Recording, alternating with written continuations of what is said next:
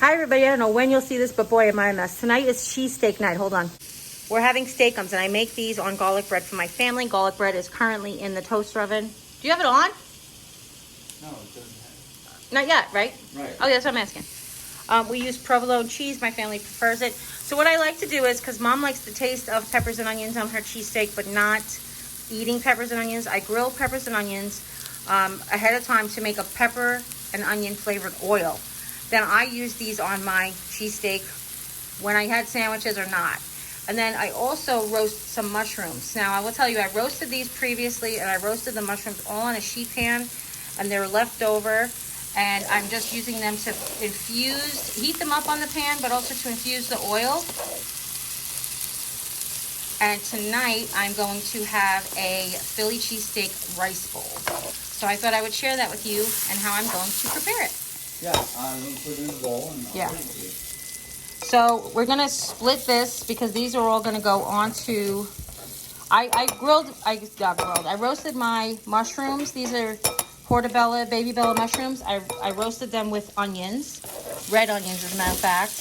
And the same thing with the tricolored peppers, stoplight peppers really, red, yellow, and green, that I roasted with a little bit of onion as well.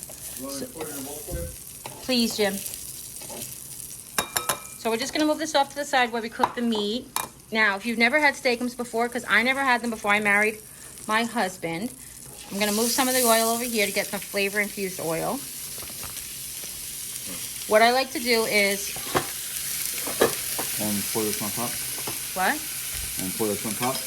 Yeah, I have there is, show everybody, this is garlic butter that I made to make garlic bread. It is garlic, butter, olive oil, two kinds of garlic, butter, and olive oil. I'm having Jimmy mix it into the cauliflower rice. What I have here is a cup of water and a lid. For when this is done grilling, we're going to top it, move it over, top it with cheese, and then melt the cheese. I'll show you that in a second.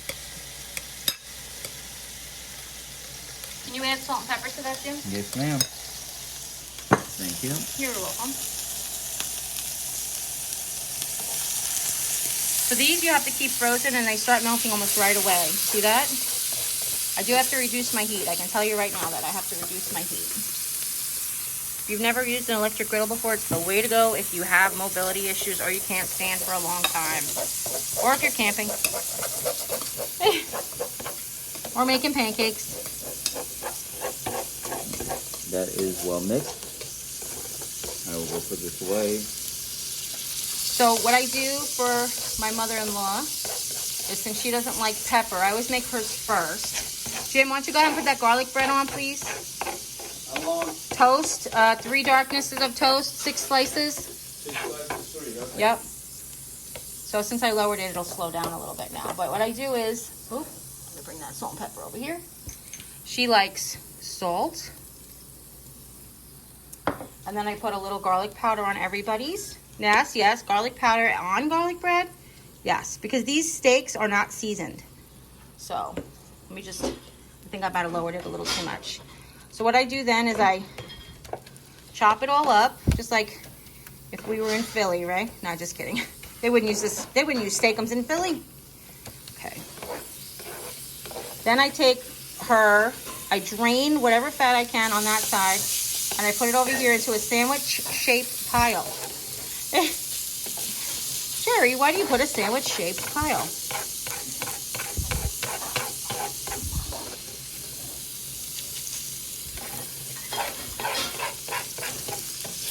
Because this is where the magic happens.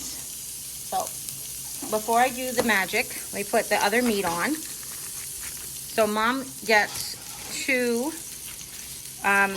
these are each 3 slices. I don't know if you've ever had steakums. There's actually 3 slices of thin steak here. So Mom gets 2, which she really gets like 6 slices, and Jim and I split. We each get 2.5 because Mom just won't eat it. It's too much. So this is Jim's portion. Okay. So here's where the magic happens. I put her 2 slices of cheese down. She asked for extra cheese. I put her 2 slices of cheese down. Okay. So what the trick is move Jimmy's But the trick is you throw a little water under on the grill and kind of create a steam, and that melts the cheese. So that'll just be a few seconds. And now while that's happening, I can chop up Jimmy's cheesesteak meat and get this other piece cooking.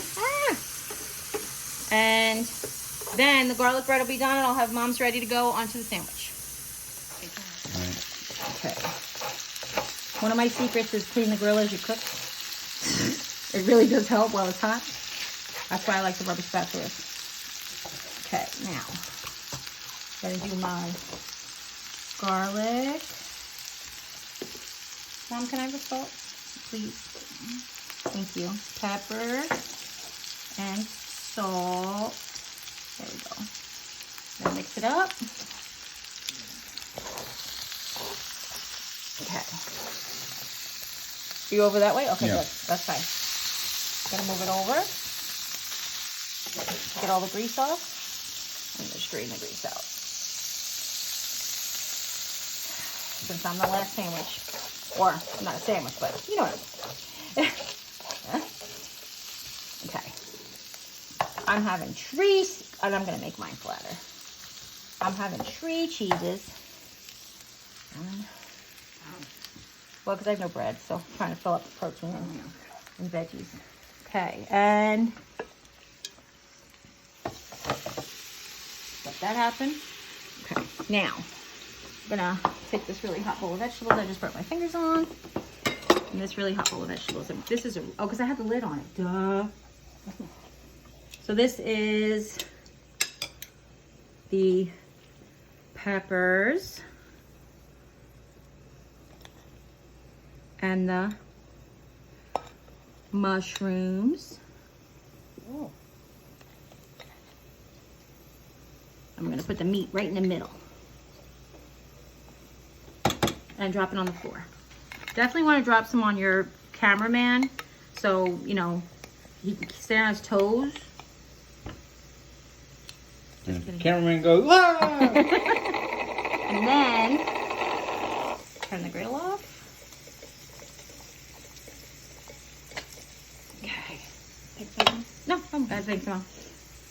And then do it for a second, Mom. Get all of this beautiful meat and cheese. I tried. I love it. It's so messy. It's extra cheesy. I thought mozzarella was supposed to be string cheese, not provolone. Get all the good stuff. That's where all the flavor is, my friends. And the good news is that it's not only just the beef fat, which is good for when you're on keto, and it's beef fat and olive oil pretty much, you know. So I know olive oil isn't one of the preferred oils for cooking with when you're on keto, but it is in my mouth. Okay, so there we go. A Philly cheesesteak keto bowl. Now, if you guys have any questions, go ahead and leave them in the comments down below. Don't forget that you can add whatever vegetables you like on a Philly cheesesteak and whatever kind of cheese you like. Cheese Whiz is one of those traditional cheeses. Also, any toppings that you find that you're keto friendly and that you like, there you go for it. Thank you for joining me. If you try it, let me know, and see you next time. As always, take care. God bless. Bye.